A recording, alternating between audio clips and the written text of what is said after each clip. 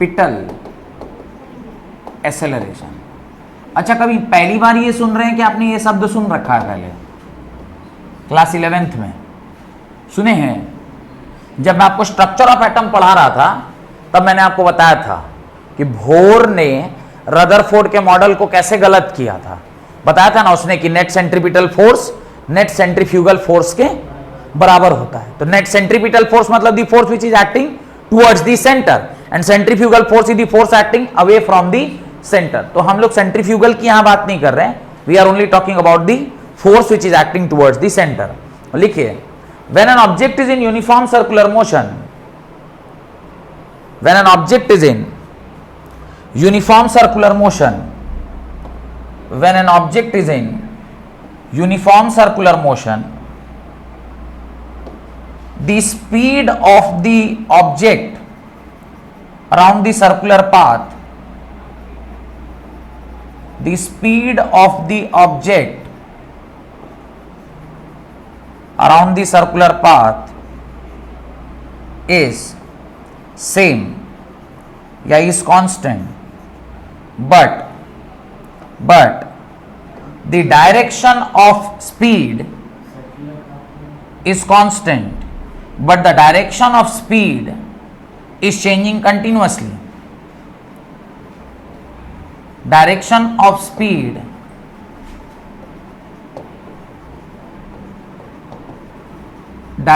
speed is changing continuously.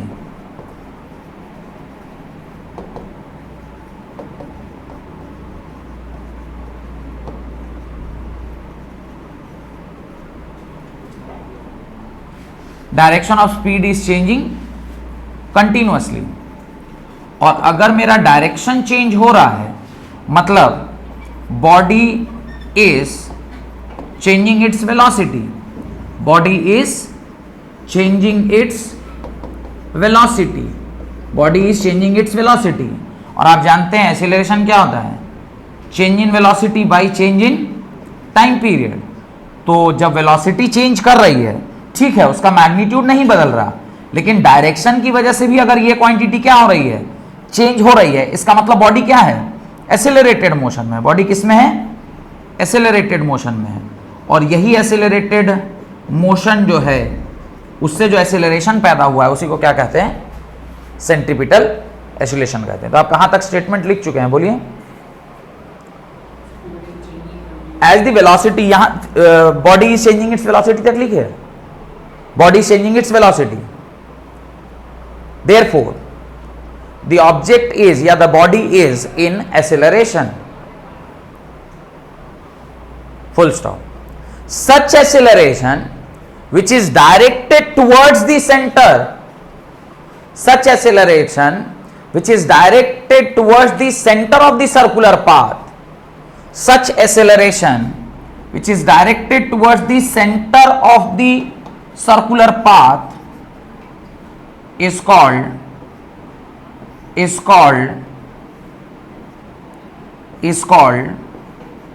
centripetal acceleration. Is called centripetal acceleration. Directed towards the center of the circular path is called centripetal acceleration.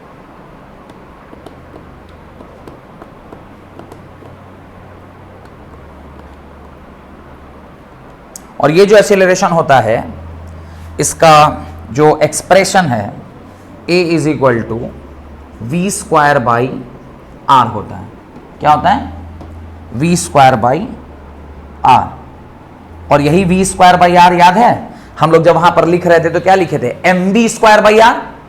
तो ये acceleration था we square by are, उसको मास से multiply करेगा तो force बन जाएगा। तो लिखे थे आप M V square by R. तो ये M V square by R यहीं से आया था, पर तब पढ़े नहीं थे तो मैंने सीधे कह दिया था देखो सेंट्रीपिटल फोर्स है, जो सेंट्रीपिटल फोर्स किसके बराबर होता है? M V square by R के बराबर। अभी हमें पता चला कि वो कौन सा एक्सेलरेशन है? Centripetal acceleration. और सेंट्रीपिटल एक्सेलरेशन किसके बराबर होता है? वी स्क्वायर बाई आर के बराबर होता है। तो this is a centripetal, this is what? A centripetal. बढ़े आगे। अब देखिए ए सेंट्रीपिटल क्या निकल के आ गया? V square by R. A centripetal, V की जगह पे क्या मैं ओमेगा आर लिख सकता हूं? देखिए तो ध्यान से, ए सेंट्रीपिटल क्या लिखेंगे? Omega square R square by R, एक आर से एक आर कट गया। A centripetal in terms of omega क्या होता है? A centripetal is equal to omega square R के बराबर। तो ये भी एक फॉर्मूला है किसका? तो सेंट्रीपिटल एसिलेशन का दो फॉर्मूला, एक A C is equal to linear velocity के टर्म्स में और एक A C is equal to angular velocity के टर्म्स में। ये दोनों फॉर्मूला आपको क्या रखना चाहिए?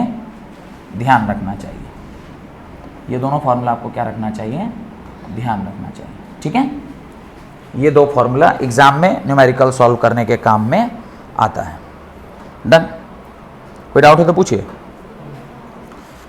डन? Last concept. अब मान लीजिए कभी ऐसा भी तो हो सकता है कि आपका जो सर्कुलर मोशन है, सर्कुलर मोशन है वो नॉन यूनिफॉर्म है। हो सकता है कि नहीं हो सकता है? जरूरी नहीं ना कि सारा जो ऑब्जेक्ट है वो एक ही स्पीड से नाचेगा, नॉन यूनिफॉर्म भी हो सकता है। मान लीजिए ऐसा कोई ऑब्जेक्ट है जो नॉन यूनिफॉर्म मोशन से सर्कुलर पाथ पर ट्रैवल कर रहा है, तो उसके लिए एक्सेलरेशन क्या होता है? तो पहले तो उसका कॉन्सेप्ट समझते हैं कि होगा क्या। कॉन्सेप्ट क्या होगा? ये मान लीजिए आपका एक सर्कुलर पाथ है जिस पे ऑब्जेक्ट क्या कर रहा है? मूव कर रहा है। ऑब्जेक्ट क्या कर रहा है? मूव कर रहा है। तो ये आपका ऑब्जेक्ट है जिसकी स्पीड यहां पर v1 है और किसी एक xyz पॉइंट पर जब वो पहुंचा है तो उसकी स्पीड क्या होगी? v2 होगी। Earlier it was same, v1 v2 बराबर था, पर अभी अलग अलग है। तो अब यहां पर to types of acceleration comes into play. To types of acceleration, to types of acceleration कौन कौन सा बोलिए, बता सकते हैं? एक एक्सेलरेशन तो सेंट्रीपिटल रहेगा ही, सेंट्रीपिटल एक्सेलरेशन तो रहेगा ही। क्यों रहेगा? क्योंकि बॉडी अगर कांस्टेंट से चले या नॉन कांस्टेंट से चले, एक फोर्स तो सेंटर की ओर लगता ही लगता है, तो ये फोर्स तो रहेगा ही। इसके अलावा एक और क्या फोर्स रहेगा? इसके अलावा एक और क्या फोर्स रहेगा? What is that force? अब यहां से इसका वेलोसिटी चेंज कर गया, वेलोसिटी चेंज कर गया, तो एक दूसरा एक्सीलरेशन जो कि इसके मैग्नीट्यूड के चेंज करने की वजह से आता है उसको ए टेंजेंशियल बोलते हैं। क्या बोलते हैं उसको? A tangential. तो there are two types of acceleration, A centripetal and A tangential. Tangential तभी एग्जिस्टेंस में आता है जब स्पीड क्या है? वेरिएबल है। वेयर सेंट्रीपिटल तो हमेशा ही एक्ट करेगा, चाहे स्पीड कांस्टेंट है कि स्पीड वेरिएबल है। यह बात समझ में आ गई? तो जब स्पीड वेरिएबल होगा तो क्या होगा? चेंज इन वेलोसिटी हुआ ना, स्पीड ही चेंज कर गया। अभी तक के केसेस में क्या लिख रहे थे? Magnitude of the speed was constant, only the direction was changing. तो डायरेक्शन चेंज होने की वजह से जो एक्सीलरेशन आया वो कौन सा एक्सीलरेशन? सेंट्रीपिटल। अब कह रहे हैं देखो मैग्नीट्यूड कांस्टेंट नहीं है, मैग्नीट्यूड भी चेंज कर गया। मैग्नीट्यूड चेंज कर गया तो दूसरा जो एक्सीलरेशन उसका नाम क्या होता है? Tangential acceleration. क्या कहते हैं उसको? Tangential acceleration. और इसको कैसे डिनोट करते हैं? एटी से डिनोट करते हैं। अब आप ए टेंजेंशियल किसी भी एक पॉइंट पर, अब मैं इस वेलोसिटी को मिटा रहा हूं और यहां पर मैं टेंजेंशियल दिखा रहा हूं। ये कौन सा एक्सीलरेशन है? टेंजेंशियल। एक एक्सीलरेशन अंदर, एक ऐसे, तो इसका रिजल्टेंट कहां आएगा? अंदर आएगा नहीं आएगा? दो वेक्टर है ना, एक सेंट्रीपिटल और एक टेंजेंशियल। तो ये जो ए एक्सीलरेशन है उसका जो रिजल्टेंट है वो कैसे निकालिएगा?